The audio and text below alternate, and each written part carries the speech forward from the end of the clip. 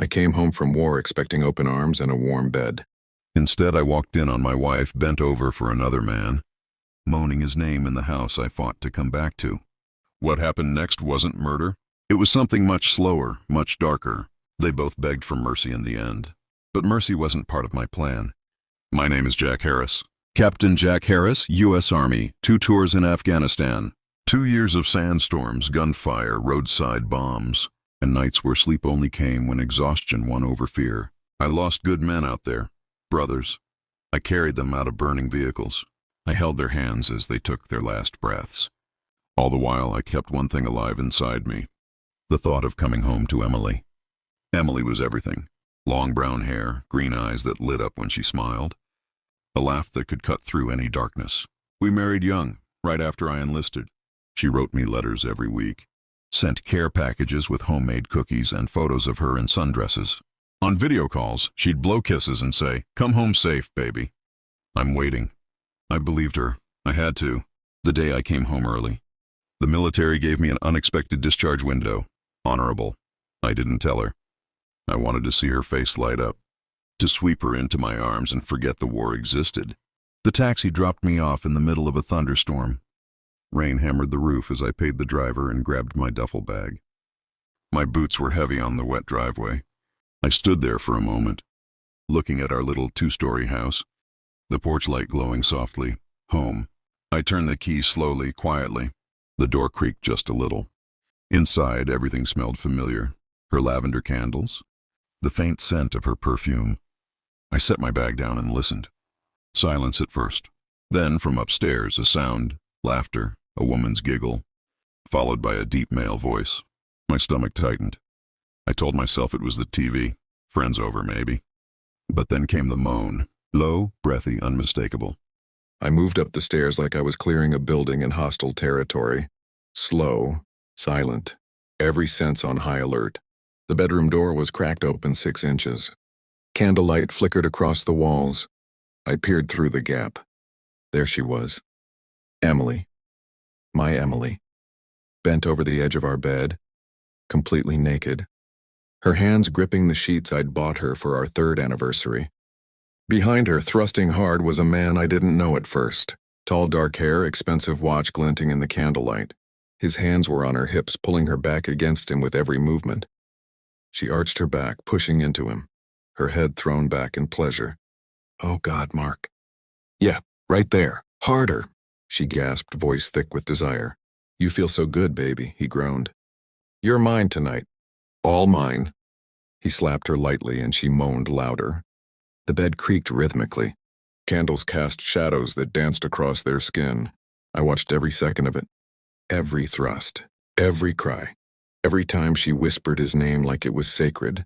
Mark, the name clicked. The coworker she'd mentioned in her last few emails. The one who helped her through the stress while I was gone. The one she said was just a friend from the office. My world collapsed in that moment. Everything I fought for, everything I survived, shattered. Flashbacks hit me hard. The explosion that took half my squad. The screams of dying friends. The nights I lay awake clutching her photo. All of it for this. I didn't rush in. I didn't scream. I backed away silently down the stairs into the basement. I sat in the dark for hours waiting for him to leave. I heard the front door close, her footsteps on the stairs, the shower running. She went to bed happy, satisfied. I stayed in the basement all night, staring at the concrete wall, a bottle of whiskey in my hand that I hadn't touched in years. I survived war. I survived losing brothers. But this betrayal, this was a different kind of wound. One that wouldn't heal. The next morning, I walked upstairs like nothing had happened. Emily was in the kitchen, humming, making coffee in her silk robe. She turned and saw me. Her eyes went wide. She screamed, or a happy scream, and ran into my arms. "Jack, oh my God, baby, you're home." She kissed me over and over. "Why didn't you call? I would have picked you up." I hugged her back, but my arms felt like lead. "Wanted to surprise you," I said, forcing a smile. "Missed you so much." She pulled back, beaming. "You look tired, sit down. Let me make breakfast."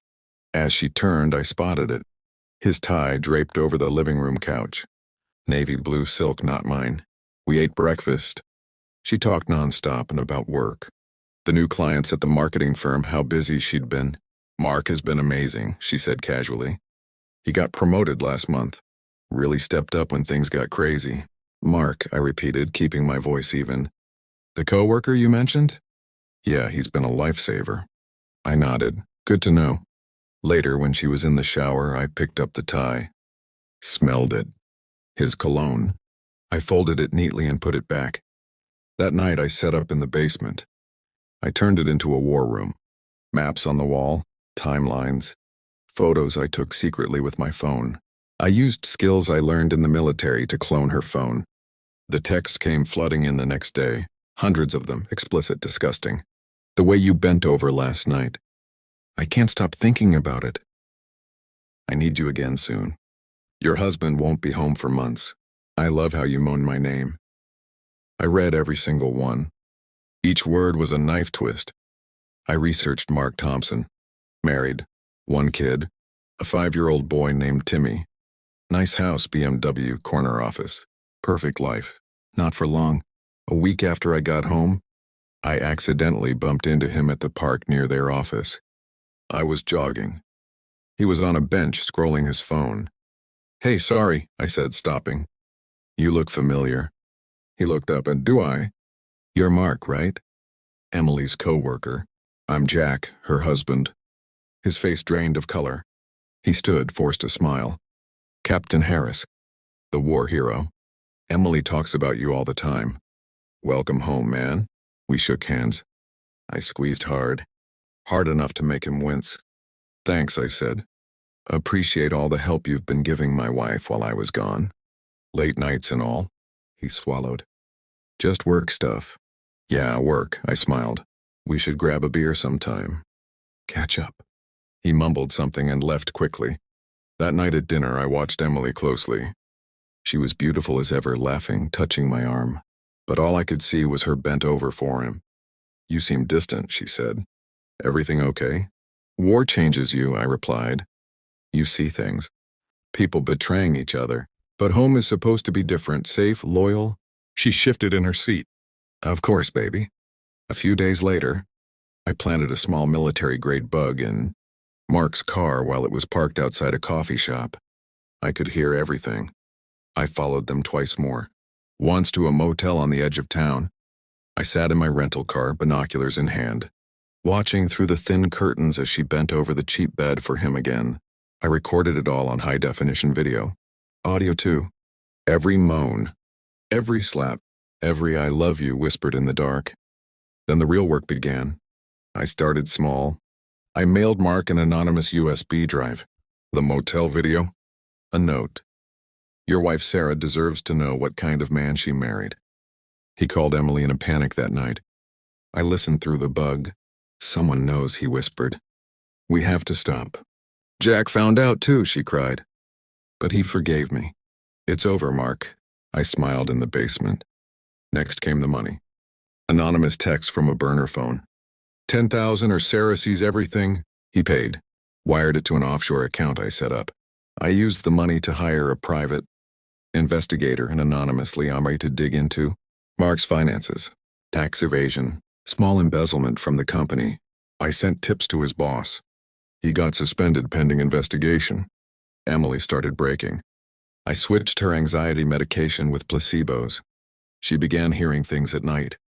Faint recordings I played through hidden speakers. Her own moans from the videos. She'd wake up shaking. Jack, I think someone's watching us, she'd whisper, clinging to me. It's just stress, baby, I'd say, holding her tight. Guilt can do strange things. Mark unraveled faster. I'd run into him at bars. Drop hints. Heard you've been having money troubles. Affairs can destroy a man. He started drinking heavily. His hands shook. One night he drove drunk. I followed. On a dark forest road, I rammed the back of his car just enough to send him off the road into the trees. Not fatal, just enough pain. I walked up to the wreck. Help, he groaned, blood on his face. You didn't help yourself when you took my wife, I said calmly. Now feel what real pain is. I left him there, Called 911 anonymously. Broken leg, DUI, career over. Emily found the war room one night while I was out. She went down to get wine and saw it all. Photos pinned with red string. The videos, the timelines. The notes that said, make them suffer. She confronted me when I came home. Jack, what is this? I closed the basement door behind me. Justice.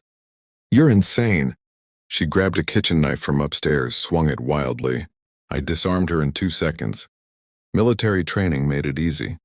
I tied her to a chair, turned on the screen, played the motel video on loop. Her own voice filled the room, moaning, begging, crying out his name.